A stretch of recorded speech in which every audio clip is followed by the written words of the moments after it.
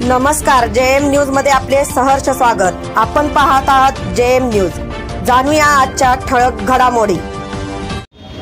महाविकास आघाडीचे अधिकृत उमेदवार पैलवान जयेंद्रहार पाटील साहेब यांच्या प्रचाराच्या निमित्ताने या ठिकाणी उपस्थित असणारे वनखंडे गुरुजी, त्याचप्रमाणे आता ज्यांनी मनोगत व्यक्त केले ते सचिन होर्तीकर साहेब, शिवसेनेचे जिल्हा उपप्रमुख सागर पाटील साहेब, या ठिकाणी या गावचे राजगोंड साहेब, सर्व ज्येष्ठ मंडळी, तरुण मंडळी।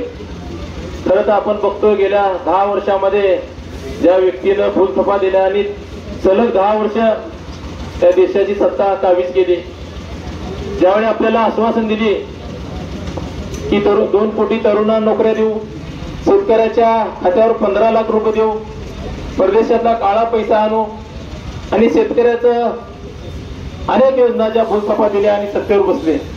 मित्रांनो, आता 10 वर्ष गेली।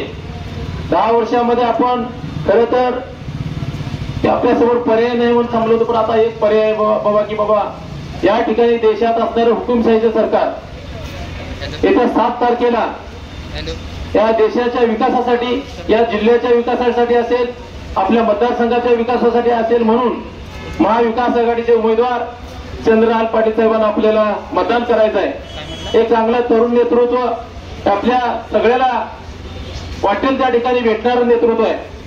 जास्त न बोलता वेळ कमी आहे, आपल्याला त्यांचं मनोगत ऐकायचं आहे। मित्रांनो, आपण आपल्याला विनंती करतोय की या ठिकाणी काँग्रेस पक्ष असेल, राष्ट्रवादी काँग्रेस पक्ष असेल आणि शिवसेना पक्ष सगळे एकत्रितपणे काम करायला लागले आहेत। त्यांना आपण प्रचंड मताने विजय करावा एवढंच सांगून मी थांबतो या ठिकाणी। जय जय महाराज। आपल्या जेएम न्यूजला लाईक करा, शेअर करा आणि सबस्क्राईब करा।